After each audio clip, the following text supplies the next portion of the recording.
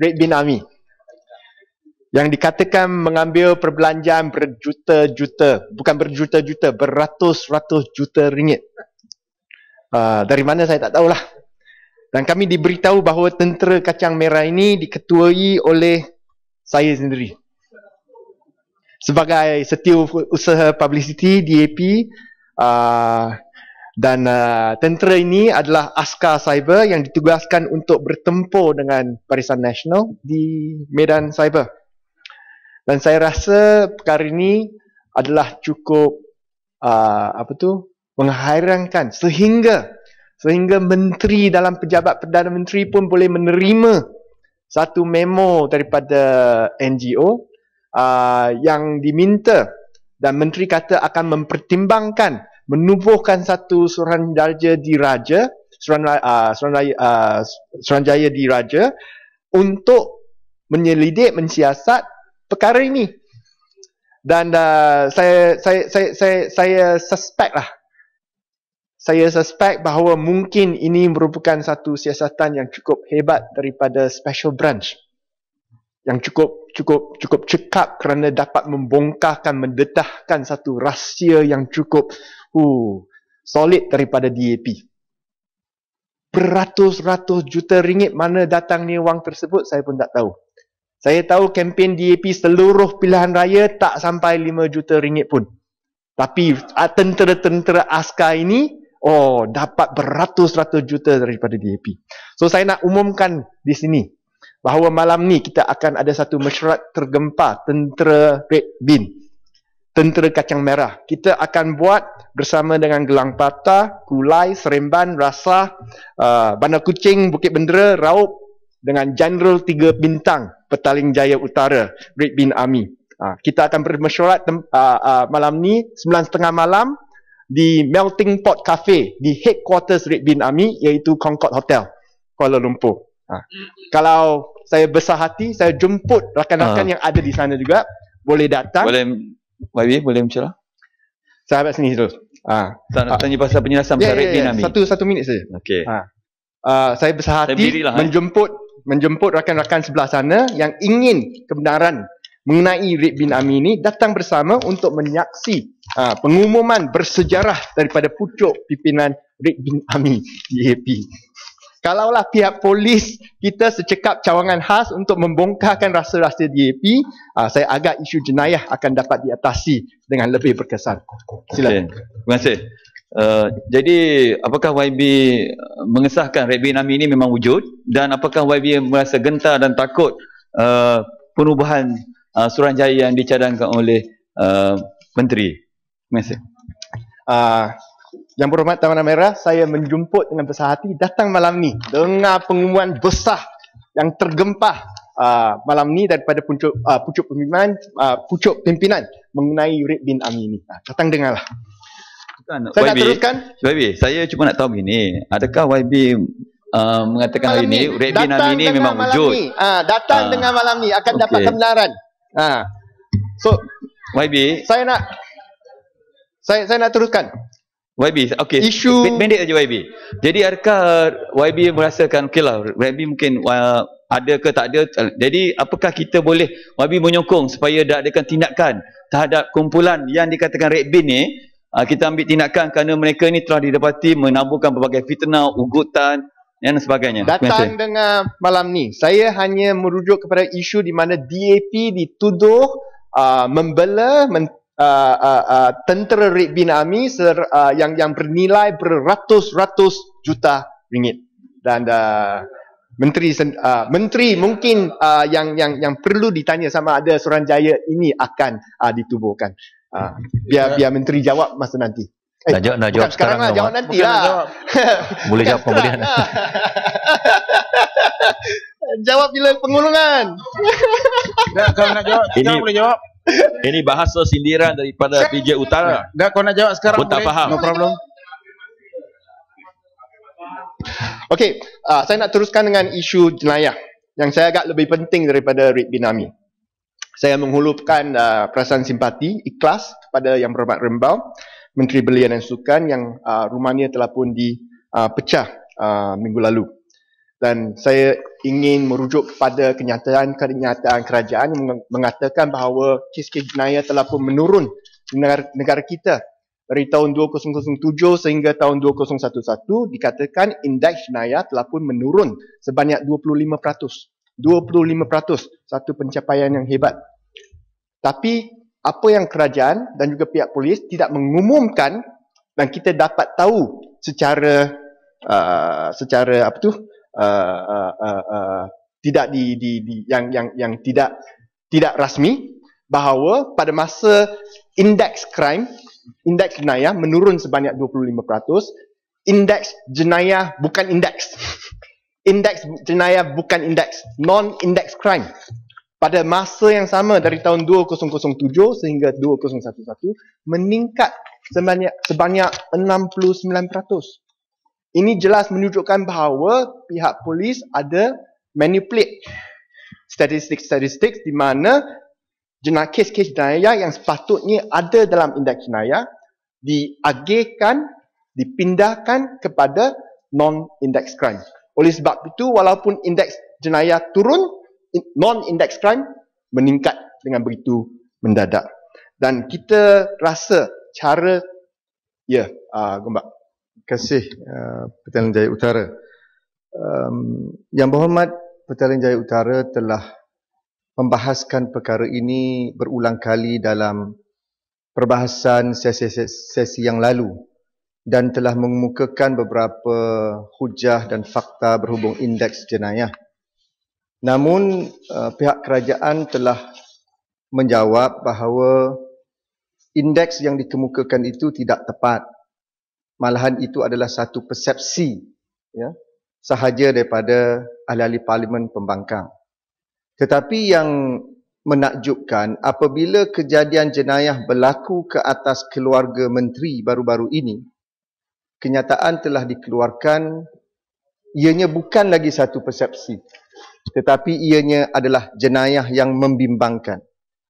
Maka apakah PJ Utara bersetuju ianya merupakan satu jenayah apabila berlaku ke atas menteri, tetapi bila berlaku ke atas rakyat biasa, ianya dilihat sebagai satu persepsi?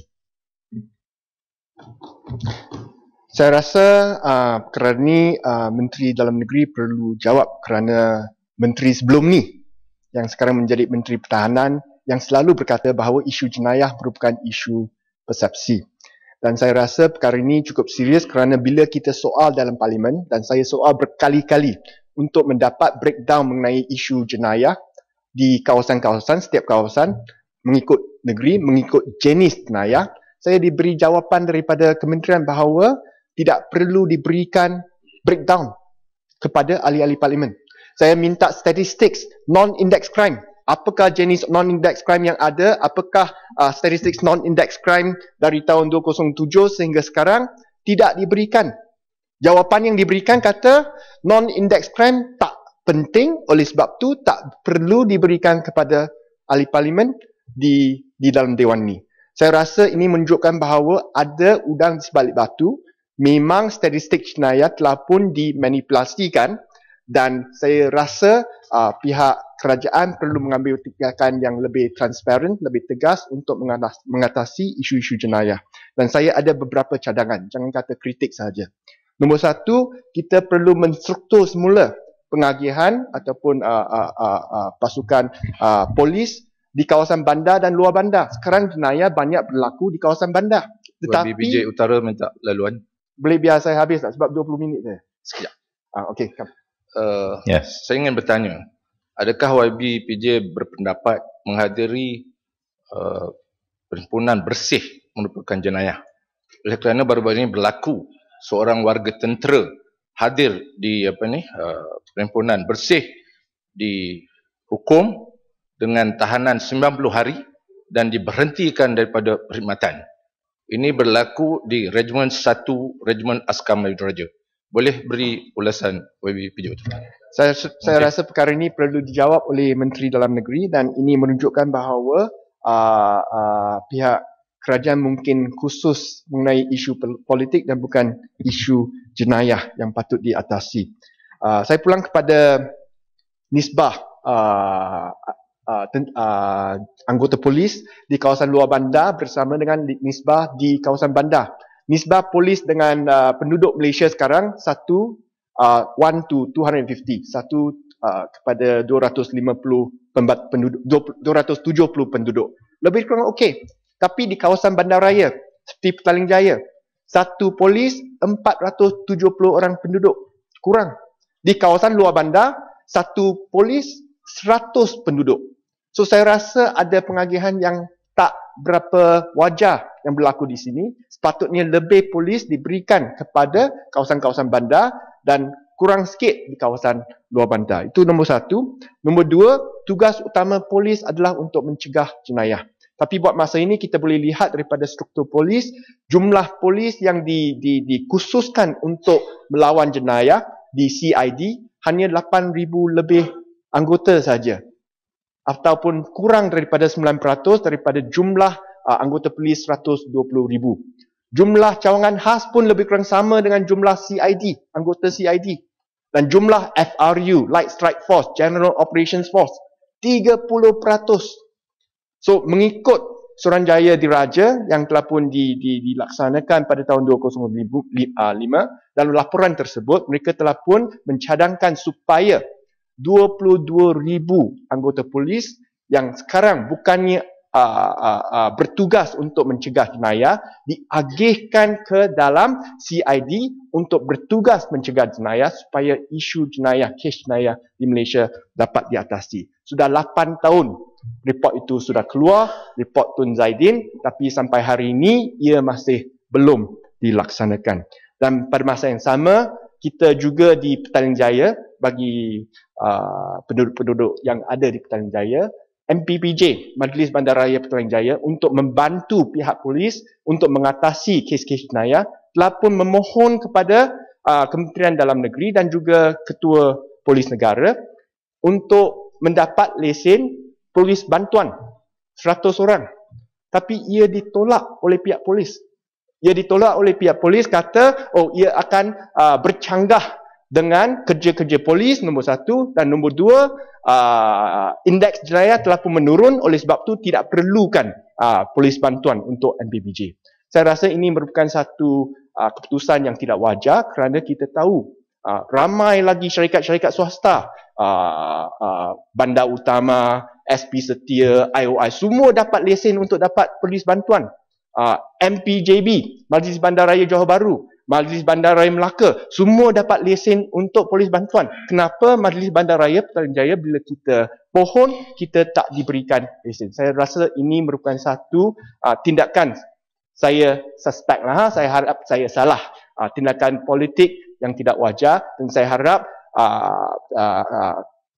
safety penduduk-penduduk yang ada di Malaysia, tak kira sama ada di negeri Pakatan Rakyat ataupun negeri Barisan Nasional, akan dapat diutamakan. Dan akhir sekali mengenai isu jenayah, saya harap pihak polis dan juga pihak kerajaan tidak akan menyalahkan pemansuhan emergency ordinance ataupun ordinance darurat sebagai satu alasan mengapa kes-kes jenayah telah pun meningkat. Kita ada undang-undang negara kita dan kita rasa pihak polis kalau cekap dapat menangkap semua jenayah-jenayah dan juga dibawa ke mahkamah untuk diberikan bicara secara adil sebelum mereka dipenjarakan. Ya, Bros. Terima kasih Tuan Yang Di-Pertua.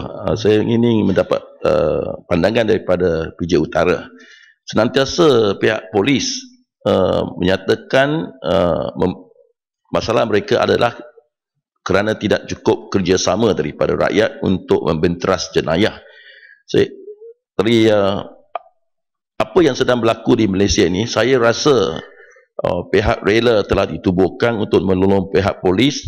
Pasukan vigilant di mana di Manjung kita ada 400 lebih orang membawa walkie-talkie untuk menangkap penjenayah, dan juga banyak skim-skim perumahan merupakan gated community di mana polis bantuan telah digaji untuk menjaga keselamatan. Jadi bolehkah PJ Utara memberi pandangan? Memang rakyat Malaysia sudah banyak menolong pihak polis, dan sekarang sudah tibanya pihak polis tidak mempunyai dalih lagi, tapi hanya perlu mempertingkatkan prestasi mereka. Setuju tak PJ Utara?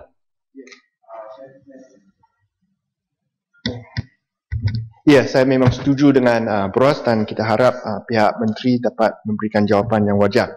Dan saya rasa kalau kerajaan tidak tumpukan perhatian yang cukup penuh kepada dapat tumpuk kalau apa tu tak kerajaan akan dapat memberikan tumpuan yang lebih wajar kepada isu-isu jenayah kalau kerajaan tidak asyik addicted to isu-isu politik dendaman. Kita boleh lihat sekarang di Melaka, di mana rakyat di Melaka dianiaya. Jonker Walk nak ditutup, pasar Jonker Walk nak ditutup akibat kerana penduduk di kawasan Bandaraya Melaka tidak memberikan sokongan kepada pihak Barisan Nasional.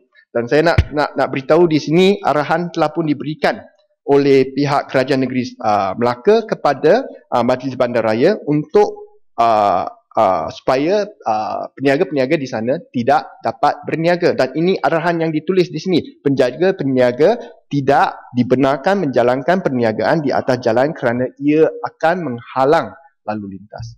Ini telah pun dinafikan oleh Ketua Menteri Melaka, tapi jelas ada dokumen daripada Kerajaan Melaka yang berkata bahawa mereka tidak dibenarkan untuk menjalankan perniagaan di atas jalan kerana ia menghalang lalu lintas. Tapi sekarang apa yang terjadi, mereka kata, boleh niaga, pada masa yang sama lalu lintas dibuka.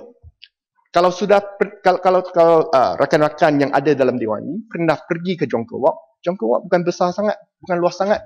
Ada lebih kurang 8 kaki saja. Kalau buka untuk kereta, terus boleh niaga, ni akan menyebabkan kecederaan ataupun aksiden yang kita tidak ingini pada sesiapa pun. Tak kira sama ada sebelah sana ataupun sebelah sini. Dan saya rasa Jonker Walk merupakan satu tapak yang cukup penting dalam bidang pelancongan di Malaysia. TripAdvisor, laman TripAdvisor, iaitu laman yang paling terkemuka seluruh dunia untuk mengetahui mengenai pelancongan. Laluan. Satu minit sana.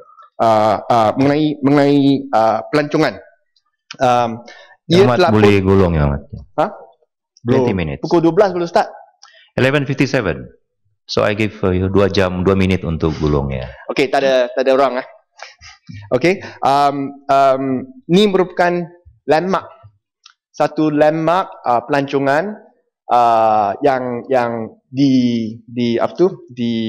diberikan tangga nombor 3 di Malaysia. Selepas Petronas Twin Towers, selepas KL Tower, nombor 3 Jonker Walk. Kenapa kita nak tutup satu Jonker Walk?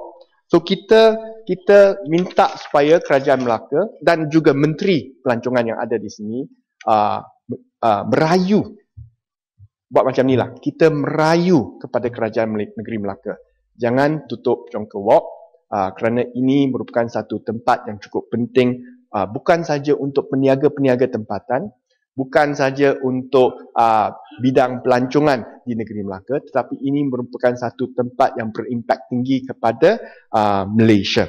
Dan kita nak bandingkan, Jonker Walk bila ada warisan yang cukup baik, dia nak tutupkan pasar. Tapi Kuala Lumpur bila ada warisan, dia kata warisan sudah mati, kita nak bina satu menara 118 tingkat mencecah langit bangunan. Kata itu akan preserve heritage di Malaysia. Saya rasa tindakan-tindakan yang diambil sekarang macam tak berapa wajar, tak berapa masuk akal. Yang ada kita nak musnahkan, yang tak ada kita kata kita nak bina 118 tingkat. So kita harap pihak kerajaan akan timbang semula perkara ini, dan kita harap pihak Perdana Menteri sendiri akan masuk campur supaya perkara ini dapat diperbetulkan. Dan alasan-alasan yang diberi seperti kesesakan trafik adalah langsung tidak berasas. Kita tahu Jonker Street hanya 1 kilometer saja dalam bandaraya lama Melaka. Sekarang sudah ada jalan raya lingkungan di Melaka. Saya bukan dari Melaka pun saya tahu ada jalan Syed Aziz yang besar, jalan lingkungan yang dapat meringankan trafik, kesesakan trafik di bandaraya Melaka.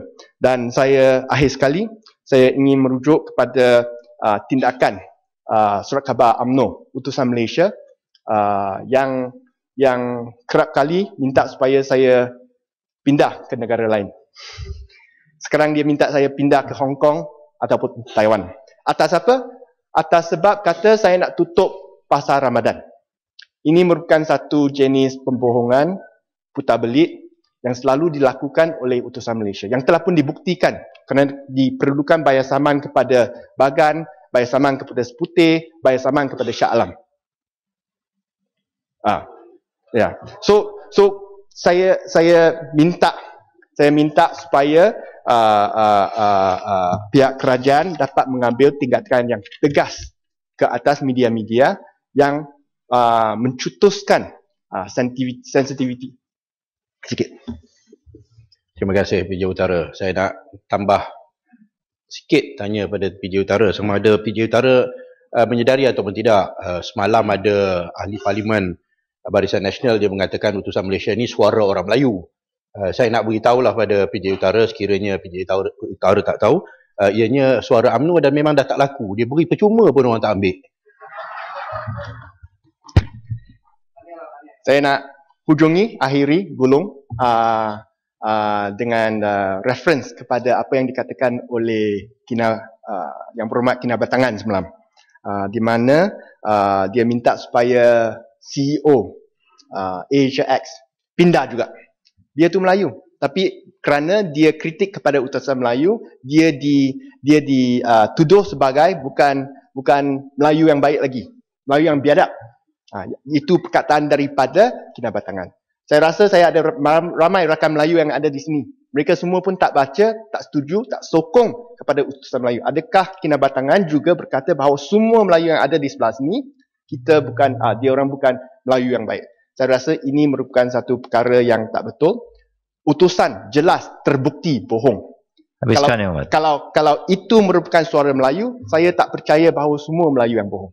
Saya rasa bahawa apa yang betul perlu dipertahankan dalam Dewan ini, dan saya rasa minta penjelasan sikit. Masa dah habis.